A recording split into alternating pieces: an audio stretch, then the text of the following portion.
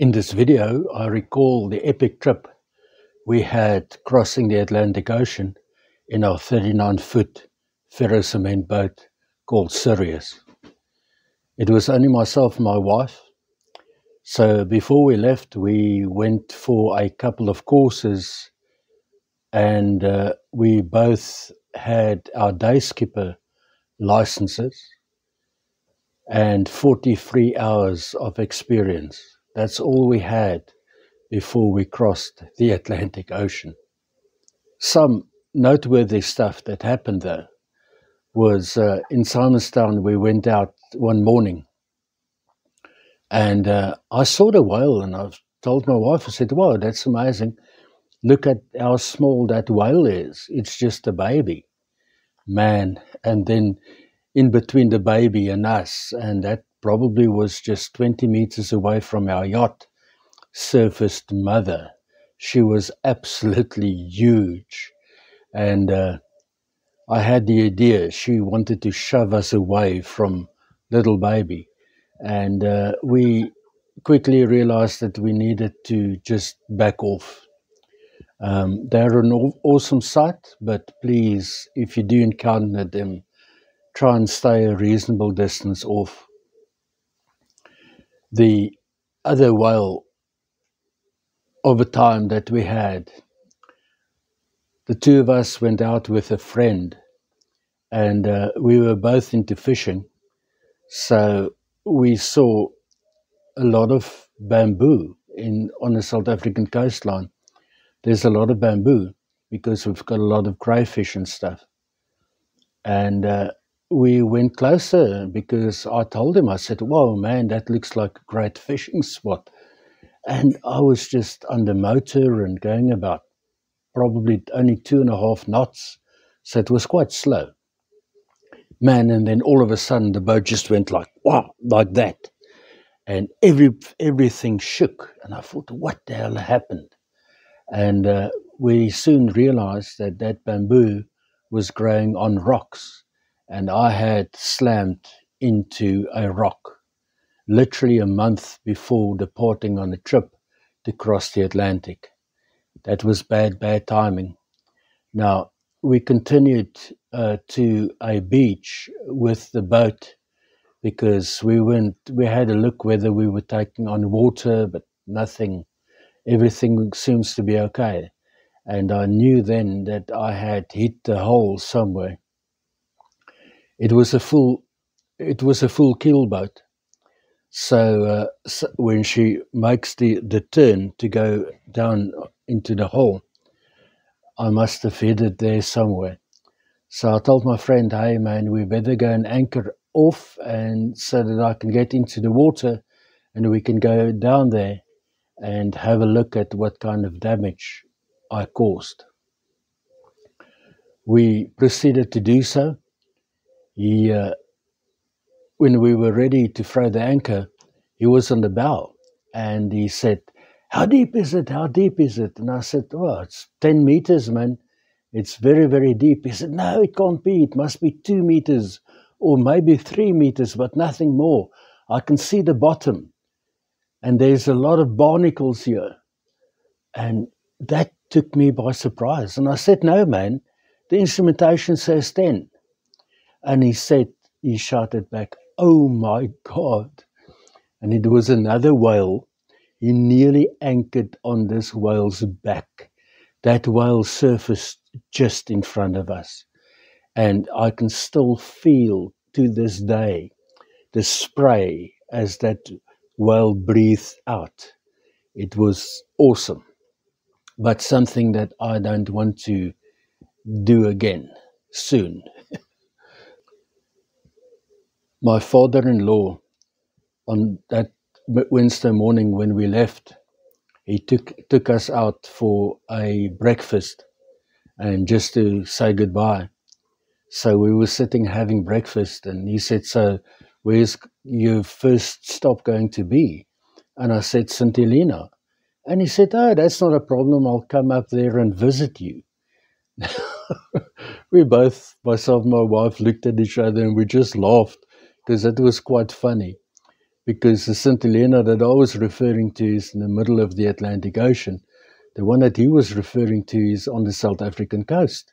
And that must have been where we sat having breakfast, just about 60 or 70 sea miles away. So I told him, I said, no, don't bother to go to St. Helena Bay. We are going to St. Helena Island.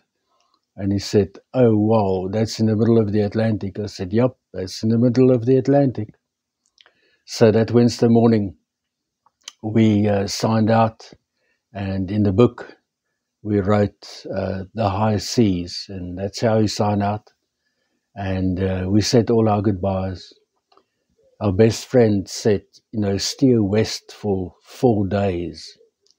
And we never knew why. Later on, we found out that he actually wanted us to just be far, far offshore so that we can't turn back, so that we can't lose our nerve.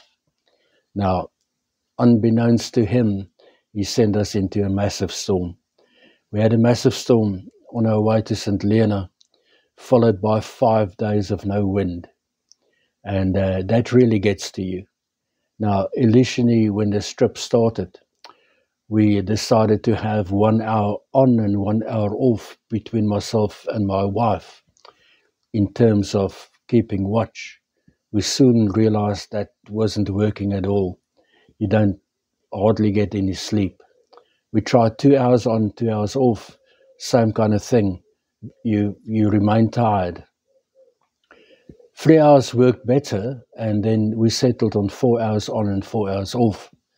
And that meant that I had the 12 o'clock at night until 4 o'clock in the morning watch. Now, that was extremely, extremely boring. I sat there one morning, and I can vividly recall I was steering, and at night we left most of the lights off, except for our tricolor. And then now and again you'll switch on your torch to see if you're still on course. But we had a compass light, which was more than sufficient for me to just keep course. We had no fancy instrumentation, no autopilot, no chart plotter. We had a handheld VHF, and we had a compass, and we had a wind indicator and speed indicator, and that was it. So very, very basic stuff. So I was sitting there, and you get so bored, and now and again you just need to stretch your legs. So from a sitting position at the helm doing steering for 4 hours, I decided to just stand up a bit. And this must have been probably about half an hour before she took over from me. And I stood at the helm and I looked like that. And man, this tremendous, tremendous pressure just here on my chest. And I felt as if I'm going to die. It was the most odd feeling in the world. It was like a bolt of lightning. And then with that, I heard this kind of noise on the deck at my feet. And I thought, what on earth is going on? And I took the torch and I shone it at my feet. And there was this flying fish. I mean, in the morning, that flying fish came flying straight over the yacht, right into my chest. That was unbelievable. And that's the kind of stuff that you get out there. It's wonderful to be out there. We had a lot of birds visiting us, just coming to sit there because they were tired. And man, they were so tame. They literally come to, if you wanted them, they would come and sit on your hand. No fear. They were amazing.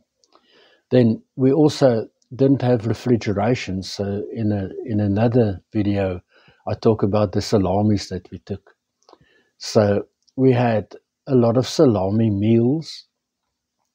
And we realized that, we all know that if the stuff is organic, then it's better to just throw it over into the sea because it will be used. So I had a couple of scraps of food left and I threw it over.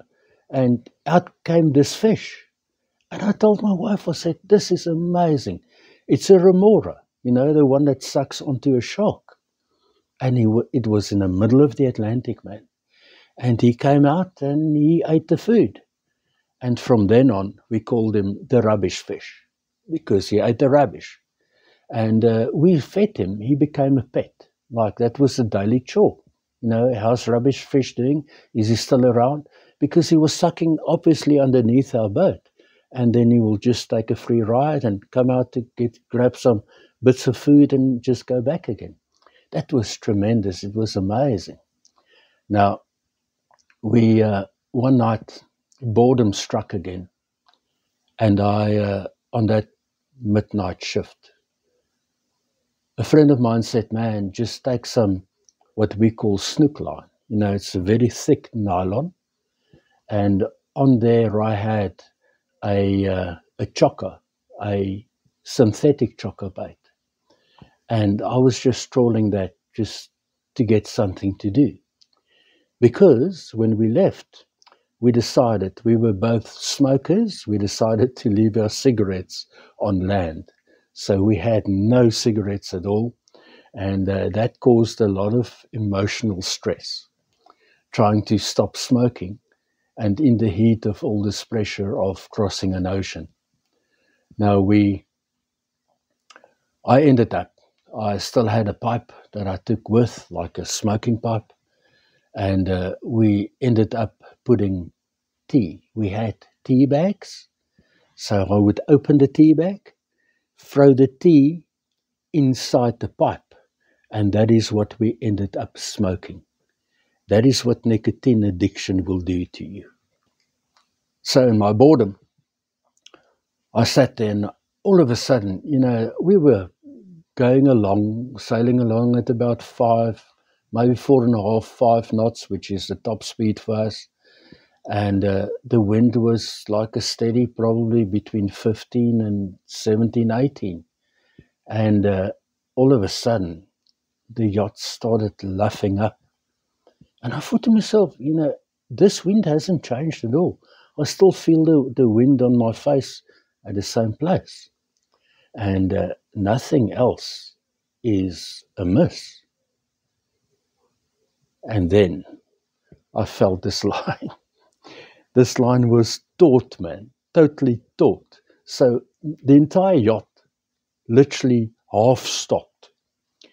And I was dragging something on this line.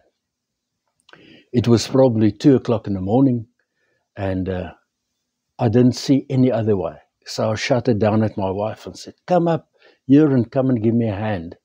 She came up, and we ended up, because we didn't want to take down all the sails, we got the jib in. So we were there hand over hand with the hand line, getting this enormous thing, whatever it was, in. And I told her, I said, this thing is so big. As soon as it's close and we can just have a look what it is, I'm going to cut the line.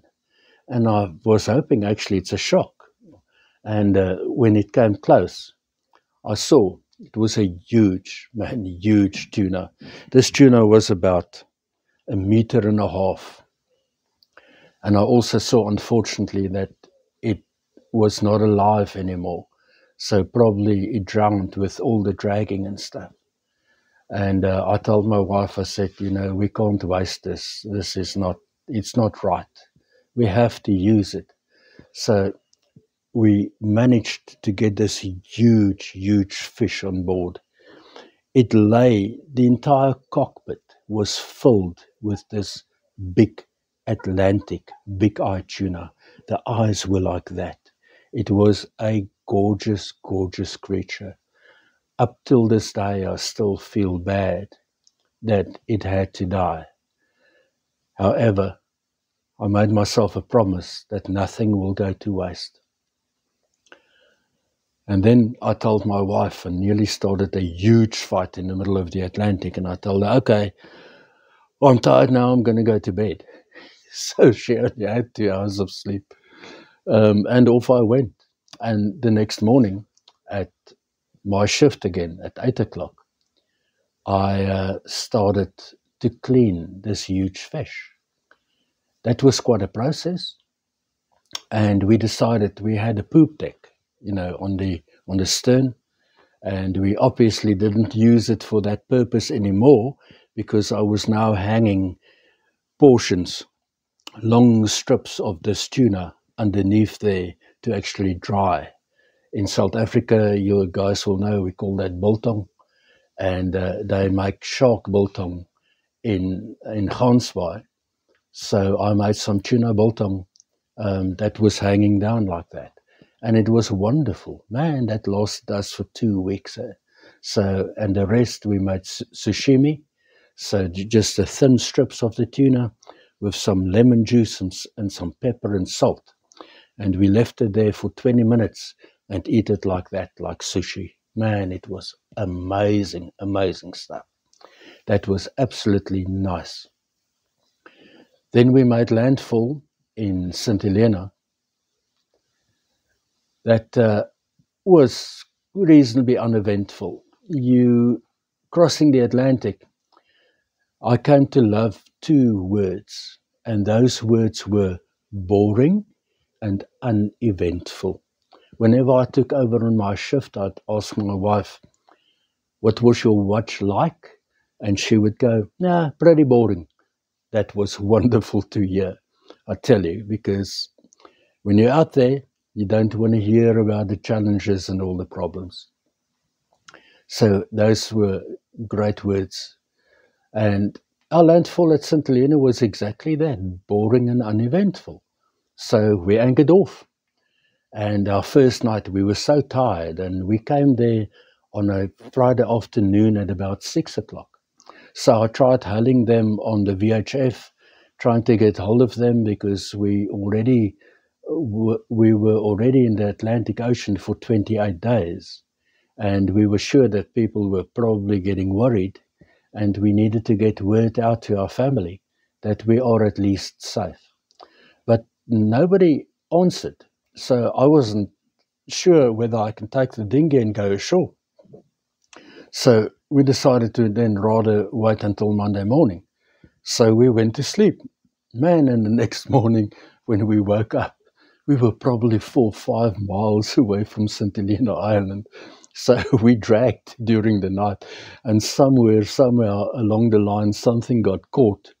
I later found out from local fishermen, that there's an old wreck that's out there, and we were lucky enough to actually get entangled. The anchor just held, and fortunately I got the anchor out clean. So that was quite fortunate. So we went back and we re-anchored, and we had some visitors come alongside, and this one guy said, man, we left Simonstown with you guys, and we've been here now for 9 or 10 days. What on earth have you done? I said, well, it took us forever. And he said, but why? And I said, it's difficult sailing downwind with the monohull, with only the mainsail. And he said, but why? I said, but because it interferes with the jib. The mainsail will steal all the wind out of the jib. And he just chuckled a bit. And I said, why are you laughing? He said, well, we've been around the world 5 times. And if you don't mind, I would love to come and give you some tips. I said, I don't mind at all. Please be my guest. And I can tell you one thing. Of all the lessons that we've learned, that's a major one. Always allow people with knowledge into your life. You will be amazed of the stuff that people will teach you. So I said, please come aboard and please show me. So he proceeded to show me how to take the jib out with the spinnaker pole onto the one side, how to do a preventer on the boom for the main on the other side, so that we had one sail on that side and the mainsail on that side, and I call that goose wing. So you do that when you go downwind, and we found it was twice as fast as what we could do in our incompetent state. So that was pretty amazing. We also went out with local fishermen at St. Helena, and they caught a little bait fish, which she made on this little primer stove. And we had this wonderful fish breakfast out there. And we then had a sad goodbye to the people of St. Helena Island. We really enjoyed that a lot. We sailed onto Ascension Island, which is only 200 miles away from St. Helena, and that was an army base. We thought at that point in time, we got there and the people were extremely friendly. They only allow you for 3 days to be on the island, but they gave us a grand tour of the island and for nothing. And we then spoke to the person looking after the turtles, and she told us that the turtles will swim all the way from Brazil to Ascension Island to come and breed, and then they will go back again. And we were there during breeding season. Again, a tremendous, tremendous sight. Looking back, if I had this technology that I'm seeing in front of me now, the cell phone, that would have been such wonderful footage to have. We saw those enormous, enormous turtles. They are gigantic. Come out on the beach and they will paddle and paddle and paddle these huge holes. We were literally 10, 12 meters away. And we saw them lay their eggs. And the next morning she said, you must be here early. So there were other nests that was already there for quite a while. And we saw the small turtles climb out and take their best shot to actually go into the ocean. It's a heartwarming, wonderful, wonderful sight. That's what you get when you go cruising. We left Ascension. We were literally sailing with turtles. There were quite a lot of them. Now, from St. Helena Island to Brazil took us half the time, and it was the same distance. So the goosewing tips, all of that helped a tremendous amount. And we started gaining confidence in our sailing ability. That's the other thing that you learn, is you need to practice skills, and you need to do that on a regular basis. When I started this channel, I have seen that my videos have progressed tremendously. And that's just by sitting here and practicing the skill. When we got to Brazil, we didn't plan initially to go to Salvador. We planned to go higher up to a place called Maceió. So there was a guy at St. Helena Island, and he said, you should not miss Salvador in Brazil. It's a wonderful big city. Just do yourself a favor and go. So this was our first big landfall. Man, we were out there looking at this huge dome of light. It is this tremendous, awesome dome of light. And I looked at my instrumentation, and I looked at the light, and I asked my wife, I said, how far do you think those lights are? She said, probably 4 or 5 miles. I said, yeah, that's what I also think. But the instrumentation says it's 22 miles. Now, the two of us did not believe the instrumentation. We believed our eyes. Another lesson. You should always, always trust your instrumentation, except if you're at Hatteras or in the triangle, because then the compass will start spinning. Your instrumentation just goes all wild. But that's the only case where you should not trust your instrumentation. We then trusted our instrumentation, and the instrumentation was right. It was still 20 miles. But that cost us 2 days of just having all this fear, because is it correct or is it not? Eventually we made our way, into Salvador. It was late in the afternoon again. We just went in there. I saw this huge wall. I had a look at the chart. I told her the marina or whatever is here somewhere. I would prefer the next day to just take the dinghy and go in to have a look. So we anchored off there. Some kids came along and swam around the boat, Brazilian kids, and went back to shore again. So we spent the night on anchor in Salvador. The next morning, I launched the little boat, and I went in, and I saw this wall that the kids were sitting on was actually the marina wall. We were literally 10 meters away from where all the yachts are. But that goes to show you live and learn, and you also share your experiences like that.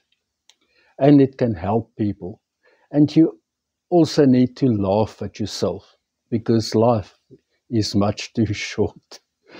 So in I went, and I was so full of expectation. This is Brazil. This is going to be awesome, man. I'm going to get this Brazilian oak that's going to come up to me, and he's going to just talk, and maybe I won't understand, maybe I will. But this is going to be an awesome experience. So I climbed off the dinghy, I secured it, and I started walking, and I saw all these wonderful fancy yachts. And man, this guy was sitting on a yacht, and he had this huge cowboy hat on, and he shouted at me, "How y'all?"